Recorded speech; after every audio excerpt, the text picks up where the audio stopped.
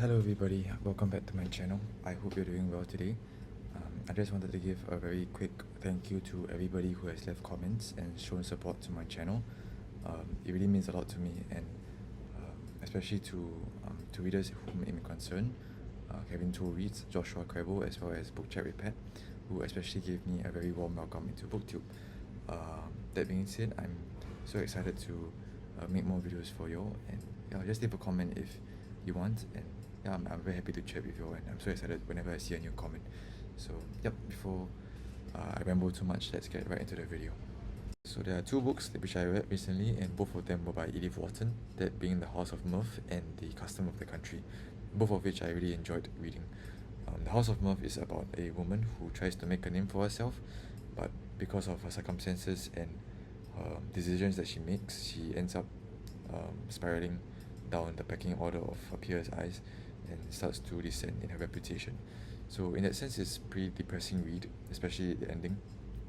But overall, Edith Wharton's spellbinding and charming writing, the way she writes the depth of her characters and gives them so much dimensions, and the choices they make are so nuanced.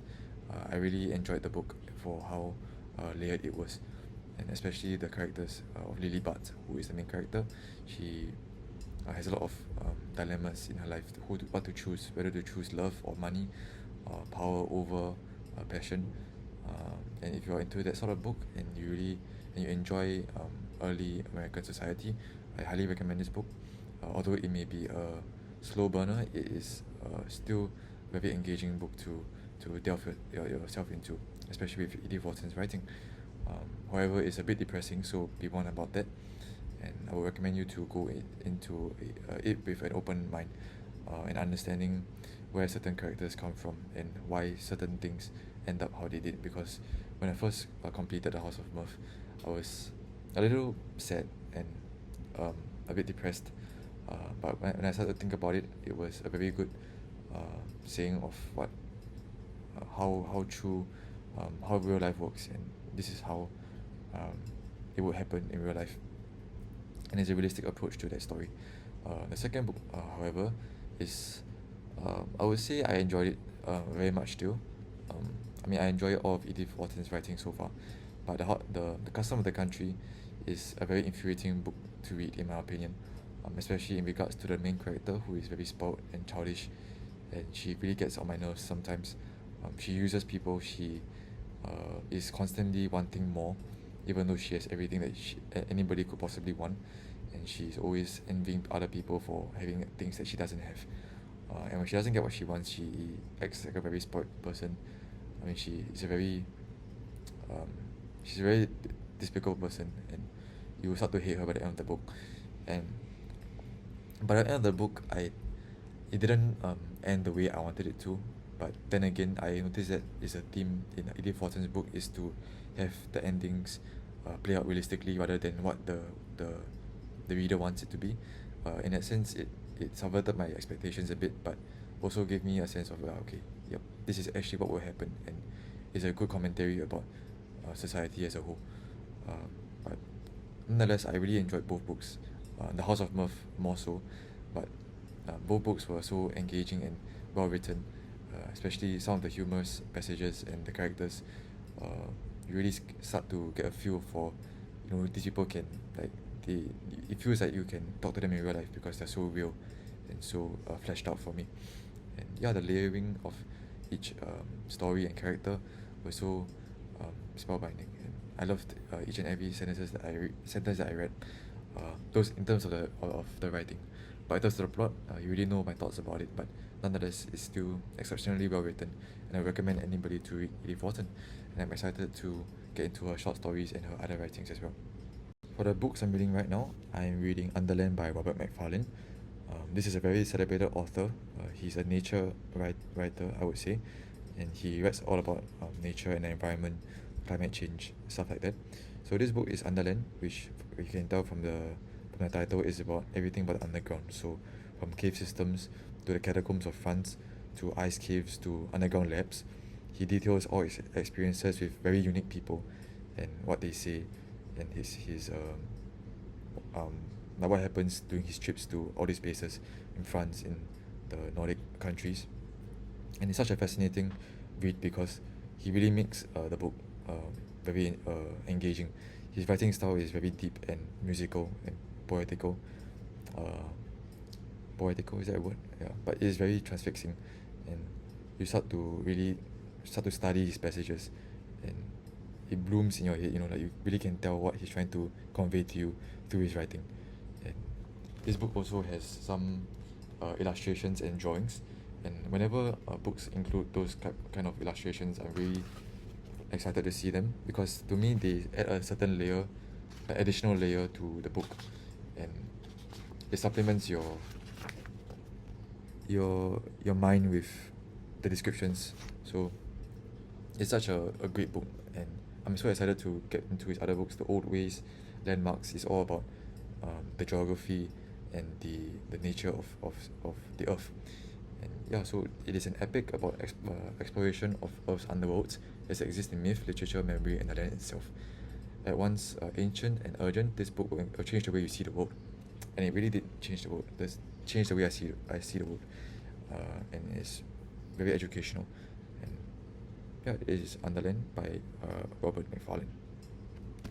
Okay, concurrently, I'm also reading something on my Kobo, and that is I Will Bear Witness by Victor Klemperer. This is the first volume of his diaries during the rise of the Third Reich, and it details his life before, during, and after his life during the Nazi regime period. And so you really get to see the descent of the Jews' quality of life, how they lose their rights, how they start to lose their positions in jobs, and there's a very stark difference between how they are treated and how the Aryans and other races are treated. And you really start to feel a lot of sympathy for the main character. I mean, not main character, but he's a real person, Victor Klemperer. And you start to feel and care for him by the middle of the book, I feel. And there are certain passages where it's more lighthearted, where, for example, he starts to get into driving, and he gets his driving license, and people make fun of him or scold him for being a bad driver, but he's just trying his best, and that was very funny to read and charming to read as well. But yeah, he really faces so many challenges. Like his wife is suffering from many health problems, but he has no money to take care of her or make her feel comfortable. They move houses. They have many money problems due to him losing his job as a professor, and he constantly has health problems and money problems, as I mentioned. And you really start to feel so much sympathy and pity for him. But you can tell his character is really driven, and he never gives up. And even though he feels depressed and he pours out his feelings in this book, you really get the sense that he's going to try his best to live out his days in the Nazi regime. I haven't really researched much into Victor Klemperer, but I really hope that he makes it through the whole ordeal okay, and that him and his wife had at least happy lives at the end of their lives.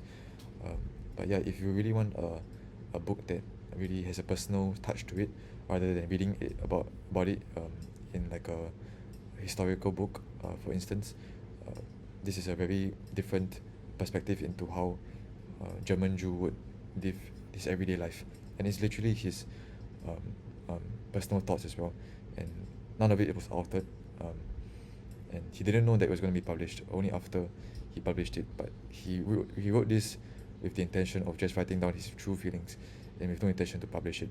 So you really know that those are his real reactions to whatever is happening from day to day, and you start to see everything that transfolds, and such a personal touch to it. And personally, I would recommend it to anybody who is interested in what it was like to be living under such a terrible regime. And yeah, it's a high recommendation from me, and yeah, that is what I'm currently reading as well. I'm about 80% done with it. Okay, next up is my TBR for the month of June, so hopefully I'll get to them soon after I finish these two books that I'm currently reading. The first book is going to be Gaza, an inquest into its martyrdom by Norman G. Finkelstein.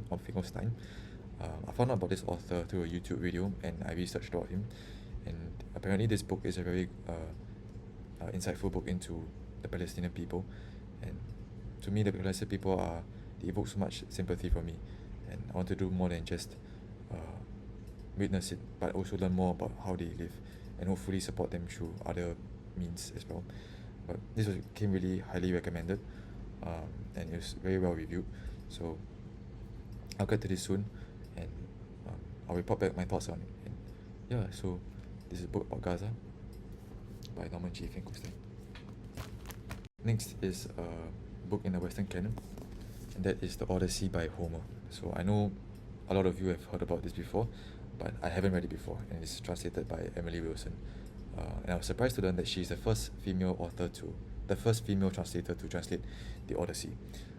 So hopefully it gives a fresh take from all the other male translators, and from what I've read on Reddit and on other review platforms, she's a good installment in translating the Odyssey. So it's a very long introduction, so it gives quite a good background on the story, and it is the first great adventure story in the Western canon. Hopefully after the Odyssey, I want to get to the Iliad as well, and it just came out, I think, by Emily Wilson, translated by Emily Wilson as well. Yeah, so a classic in the Western canon, and yeah, I'll let you know my thoughts, and I'm excited to hear your thoughts about this book as well, because obviously it's such a popular and well-known book that a lot of people have regarded it as, you know, the greatest story ever told, and I'm excited to delve into it, and I'll let you know my thoughts. So this is The Odyssey by Homer, translated by Emily Wilson. Okay, so thirdly, I'm going to get into A Room of One's Own by Virginia Woolf. Now, this book was talked about by Joshua Crabble recently in his book, and he had very good things to say about it. So I'm excited to get into Virginia Woolf's writing, since it's the first book that I'm going to read from her. I mean, she is a literary giant, and I'm excited to read anything by her. But especially this is one of her most well-known works. So I've heard very good things, as I said. So I'm excited to get into it. I do not know much about it, but once I do, and once I finished it, I will let you know my thoughts.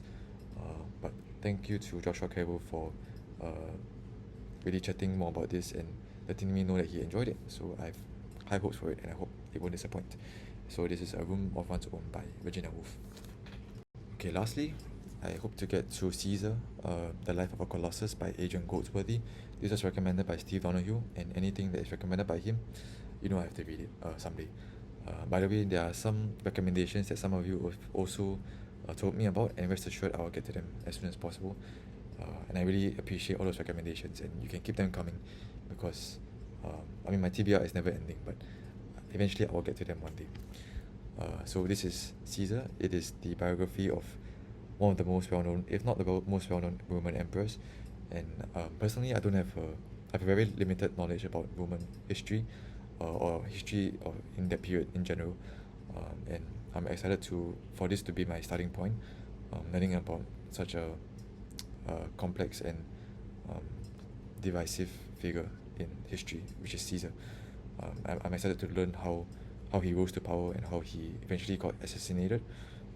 So yeah, this is Caesar by Adrian Goldsworthy, and like always, I'll let you know my thoughts, and yeah, so it's a nice feeling book as well, very floppy, and that's usually a sign of a good reading experience. And it's also with some drawings and illustrations, pretty cool. Yeah, so I'm very excited to get into all of these books. So to wrap things up, I just really wanted to reiterate everything that I said in the beginning. I'm so thankful for everybody who commented and made me feel welcome, and I appreciate all of you, each and every one, for each comment, for each like, for everything that you've said to make me feel welcome and share my videos and such. I really feel so excited to read your comments, and every day when I wake up and I see the notifications that someone commented, I get very happy and excited, and I'm so happy that I finally started this channel and started talking to you guys. I hope that you tune in for more, and I hope you enjoyed the video. Happy reading, everybody. Thank you.